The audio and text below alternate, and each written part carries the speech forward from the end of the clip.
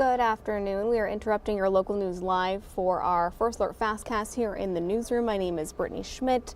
Thanks so much for joining us. We have some breaking news out of Las Vegas today, so we'll get right to that. Our ABC affiliate is reporting, I'm going to pull this up on your screen here, University police are responding to an active shooter situation in Beam Hall at the University of Nevada, Las Vegas. That's according to the university.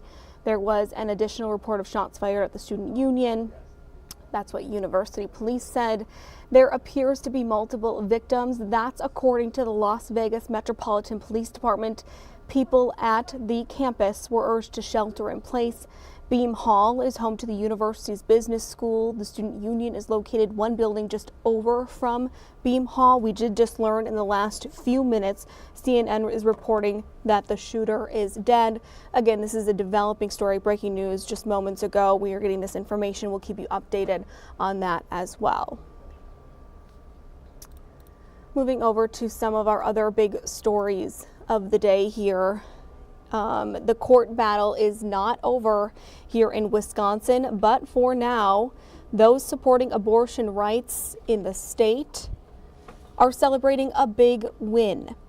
Just one day after a Dane County judge upheld her previous ruling, citing that a law passed in 1849 doesn't apply to consensual medical abortions, the state's attorney general says abortion providers can now be assured of operating legally, even though we know an appeal is expected. The district attorney in Sheboygan County has already announced he plans to appeal the decision. That county is one of three in the state where Planned Parenthood provides abortions. Milwaukee is another area, and then Madison is as well. If the case does go before the state Supreme Court, which is where many people believe it will end up, liberals right now have a 4-3 advantage. Jason Zimmerman is digging into this more for us, and he'll have it on our shows later on as well. We're also following a bill here in the state, a new marijuana bill actually that would bipartisan support, seeking to decriminalize possession of small amounts of marijuana. The bill is authored by Representative Shay Sortwell of Two Rivers, and then a few other senators and representatives as well.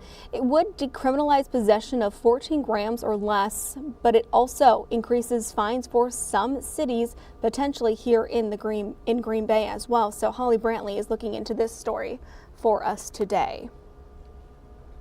Another story that we brought you first yesterday, and just an update here on a death at Conn's Wood Products as well. The Grand Chute Fire Department says a worker at Conn's Wood Products suffered fatal injuries.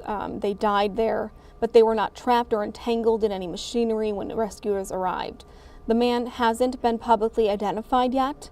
A statement from Conn's Wood Products described him as a longtime employee and confirmed he died from an industrial accident. A tragic story there. The coroner's office confirmed an autopsy is scheduled for Wednesday. The company says counseling is available to employees. And now I want to pull up a story here that we have on our website right now. Give me a second just to pull that up for you here. So, and this is alert for everyone in the community, kind of keep their eyes out because they need your help. They need your help trying to find a woman who is seen in security photos at different financial institutions in the area. Here's why they're looking to identify her. They think she's involved in check fraud. A news release that we received from authorities says that she was seen at Wells Fargo Bank, Prospera Credit Union, and Community First Credit Union, and that was on Thursday, October 26th. So a few weeks ago, months ago, detectives think that she is part of a felony lane gang member. And that is a group committed to stealing customers' information and then stealing thousands of dollars from financial institutions around the country. Apparently, we're told that these cases are popping up in Nebraska and Alabama, and local authorities there arrested 2 out-of-state women suspected of doing the same thing, stealing tens of thousands of dollars as part of the gang, and that was back in 2019. So this is a big investigation that investigators are hoping that you can kind of help them with. So keep your eyes open as you're out and about, and maybe you might be the one to call call in and alert them to this person. All right, so we've been inside all day. It's beautiful outside, so let's take it outside for a little bit. Let's show one of our sky cams here. Let's cut over to Manitowoc Sky Cam. Really a beautiful day, especially for December 6th. I mean, come on, we're not negative degrees. So let's pull in. Bo Fogel is joining us here from the Weather Center. Hey, Bo, what are you kind of following today? So really we're following a warm front that is coming in as of right now into Wisconsin, and it's causing the cloud cover outside, but it's also causing the decent temperatures. Temperatures are only in the mid-30s right now, which is overall not too bad for Wisconsin in December. But even better, it's going to get a lot warmer. We're going to see temperatures in the 40s and 50s by Friday. So it's going to be a very nice week, a very nice way to finish off the week. Here is where the warm front is as we speak. You can see it's out in central and western Wisconsin. Moving to the east, you can already see all that warm air building up over the Dakotas. That is all heading our way. But not only that, with the warm front getting closer to us, we are going to see some breezy winds out there. We're going to start seeing winds coming from the south-southwest between 10 to 20 miles per hour, possibly gusting up to 30 miles per hour because of this warm front. So don't be surprised on your commute home if you feel the winds being strong. And then looking ahead, you can see by tonight, we'll see the warm front come through, but it also could create a couple of chances of isolated wintry mix starting around 4 or 5 o'clock. You can see right here it starts around 4:30, 5 o'clock. It's going to be hit or miss. Some areas are going to see something, some areas are not going to see anything. And then by the time we hit sunset into nightfall, it just falls apart really quickly. Again, this is going to be a wintry mix kind of situation. Probably going to stay on the warmer side of things, so it might probably still focus more on the shower side of things. But if you head home and you see some precipitation, don't be surprised by it, but it's not going to be a widespread crazy event. You'll be fine. Your commute home will be fine. And then tomorrow morning, we'll just see more sunshine. And then after that, as I said, warmer temperatures. Look at this. These are your forecasted temperatures for tomorrow. Mid to lower 40s for tomorrow. And then by Friday, 50s. Look at that. Upper 40s, lower 50s for Fox Valley, down in Wautoma, Lakeshore, and Green Bay. And the Northwoods are probably going to stay in the upper 40s. So all the snow that's on the ground right now is going to melt away by Friday. It is probably going to feel more like fall than winter, which I think most, if not everybody, is going to see very nice. Is going to be very pleased with that. Right, yeah. But we know that snow is at some point in the future, so. Yeah, that's coming this weekend, but for now, we'll just enjoy this nice weather while we can. Sounds good. All right, thanks so much, Bill. We'll see you later on. Sounds good. All right, so let's talk a little bit about what we have going on for the rest of our shows today. Let me pull up that menu here for you. So at 4 o'clock, a First Alert Safety Desk with Aisha Morales. She's actually talking about a new weight loss drug by Eli Lilly. It's now available to the public. It's called Upbound, if I'm pronouncing that correctly, and it's an injection as just for adults with obesity, for those who are overweight with weight-related issues. She'll have a little bit more on that as well. And then at 4:30, Chris Roth catches up with former WBAYer Matt Smith, who is now with our sister station at WISN in Milwaukee. They're talking politics. And then at 5, Samantha Cavalli is up in Marinette, actually, where local nonprofits are asking for donations this holiday season to help a family who lost their home and 3 pets in a terrible fire that happened yesterday. And a firefighter was also injured, so she'll have updates as well later on.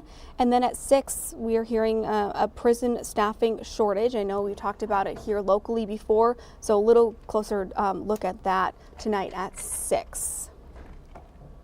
And I wanted to bring back, I started off this fast cast with talking about breaking news out of Las Vegas. I just want to recap that for those who maybe didn't join us right at the beginning of this fast cast, just to get you up to date on what we are learning. And again, this is a moving investigation. Things are coming in. So we're just kind of grabbing what we can from our affiliates, confirmed information that we're going to give to you right now. So let me pull that up here once again for you. So I'm pulling up ABC's website here, and I'm just reading at the top. They were responding to an active shooter situation at the University of Nevada, Las Vegas campus. That's according to the Las Vegas Metropolitan Police Department. We do know now that the suspect is dead. University police say shots were fired in Beam Hall. as well as the school's student union. I'm going to scroll down here a little bit so that I can read a little bit more of the information with you. And again, this is all happening right now. So we're continuously getting alerts. There appears to be multiple victims, according to police. They also issued a ground stop at Las Vegas Harry Reid International Airport, just because it's so close. The airport is so close to the school, so they closed that down. And because police, were responding to the shooting, it included helicopters, according to an official. And just to go back where the shooting is reportedly happened was Beam Hall, which is home to the university's business school, and then the student union, we said shots were reported to be fired at as well, and that is located one building over from Beam Hall. I don't have a map to show you right now of the university, but I'm sure that those will be coming out in a few moments. But I just want to reiterate, this is an active situation. We're currently learning things. As of this minute, we learned the suspect is dead. That's according to police, and they are reporting there appears to be multiple victims. So we will continue to keep you updated on that in our afternoon newscast as information continues to trickle out of there. We know it's an active scene. A lot going on, but we'll do our best to keep you updated. We're also working on another fire that's actually ongoing right now. We're working on getting that video into our newsroom from crews out there. This one happens to be in Stevenson, Michigan, which is about 25 miles north of Menominee, and it looks to be a 2-story apartment with 4 units maybe. That's an active fire going on right now. We know that multiple agencies are responding, so we are working to get video of that and more information on that as well. So thanks so much for joining us for our Fastcast. I'm Brittany Schmidt, and we'll see you on Action 2 News at 4.